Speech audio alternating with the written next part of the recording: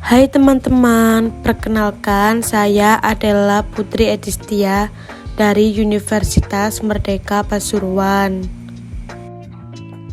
Di sini saya akan memaparkan materi tentang hukum, konstitusi, dan konvensi. Pengertian hukum konstitusi.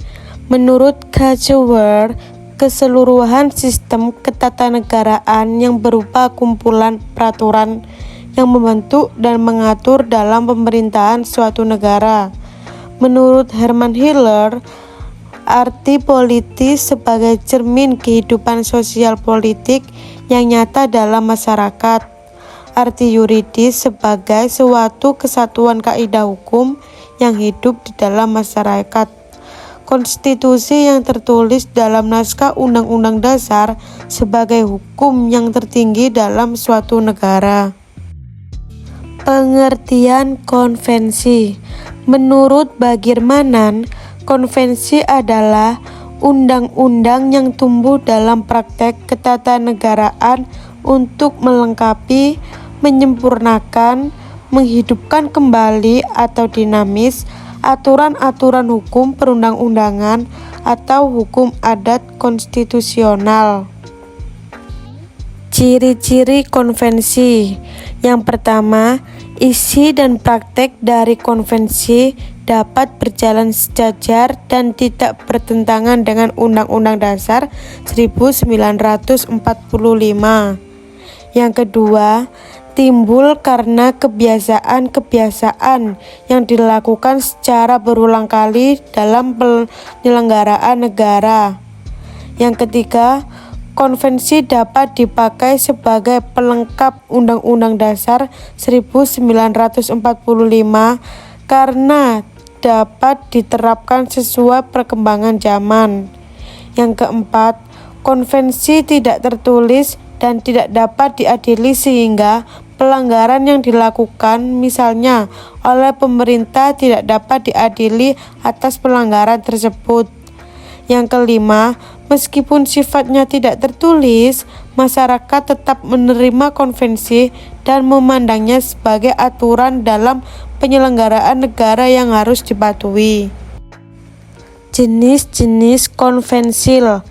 Konvensi nasional merupakan jenis aturan tidak tertulis yang ada di dalam suatu negara, di mana pihak-pihak yang terlibat ialah warga negara dan pemerintah di negara tersebut.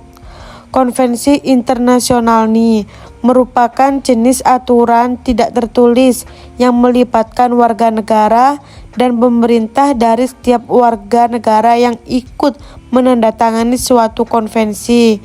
Jumlah negara yang menandatangani suatu konvensi internasional dapat bertambah dari waktu ke waktu. Contoh konvensi di Indonesia. Yang pertama, pengambilan keputusan berdasarkan mufakat dalam sidang Majelis Permusyawaratan Rakyat atau MPR. Contoh konvensi nasional adalah pengibaran bendera merah putih yang dilaksanakan setiap tahun pada tanggal 17 Agustus untuk memperingati Hari Kemerdekaan Republik Indonesia. Tidak ada aturan bahwa upacara pengibaran bendera harus diadakan. Namun, kebiasaan ini sudah ada sejak zaman dahulu dan masih dilakukan hingga sekarang.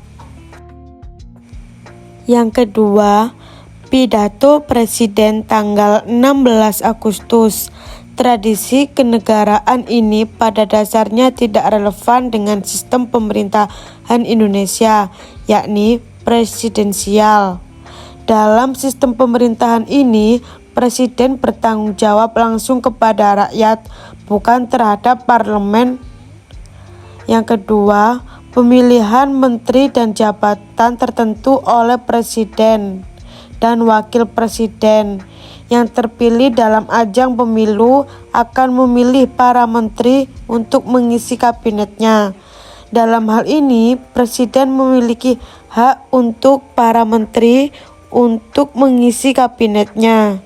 Maka hal ini juga termasuk salah satu konvensi nasional. Konstitusi di Indonesia periode 18 Agustus 1945 sampai dengan 27 Desember 1949 atau Ketetapan Undang-Undang Dasar 1945. Ketika Republik Indonesia diproklamasikan pada tanggal 17 Agustus 1945, Republik baru ini belum memiliki konstitusi. Sehari kemudian, pada 18 Agustus 1945, PPKI mengesahkan rancangan undang-undang sebagai Undang-Undang Dasar Negara Republik Indonesia setelah melalui beberapa proses. Periode 27 Desember 1949 sampai dengan 17 Agustus 1950. Ketentuan Undang-Undang Dasar Negara Republik Indonesia Serikat. Perjalanan negara Republik Indonesia yang baru tidak luput dari gangguan Belanda yang ingin kembali berkuasa di Indonesia. Akibatnya, Belanda berusaha mendirikan negara-negara seperti negara Sumatera Timur, negara Indonesia Timur, negara Jawa Timur, dan sebagainya. Sejalan dengan upaya Belanda, terjadi agresi Belanda pertama pada tahun 1947 dan agresi kedua pada tahun 1948, dan hal ini mengakibatkan diadakannya KMB yang melahirkan Republik Indonesia Serikat, sehingga Undang-Undang Dasar yang seharusnya berlaku bagi seluruh negara Indonesia hanya berlaku bagi Indonesia Serikat. Periode 17 Agustus 1950 sampai dengan 5 Juli 1959. Ketentuan Undang-Undang Dasar sementara 1950.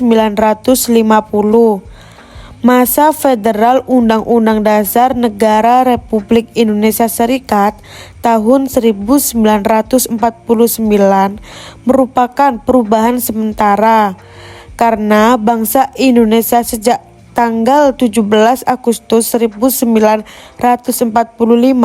menginginkan sifat kesatuan, sehingga negara Republik Indonesia Serikat tidak bertahan lama karena penggabungan dengan Negara Kesatuan Republik Indonesia. Hal ini mengakibatkan kewenangan pemerintah Republik Indonesia Serikat berkurang. Akhirnya dicapai kesepakatan untuk mendirikan kembali Negara Kesatuan Republik Indonesia.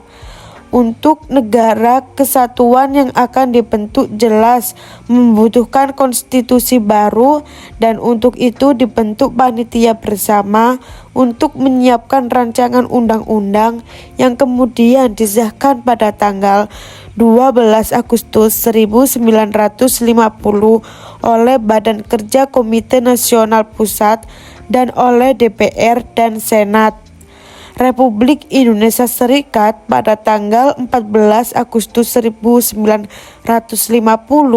dan konstitusi baru mulai berlaku pada tanggal 17 Agustus 1950. Periode 5 Juli 1959 hingga sekarang ini.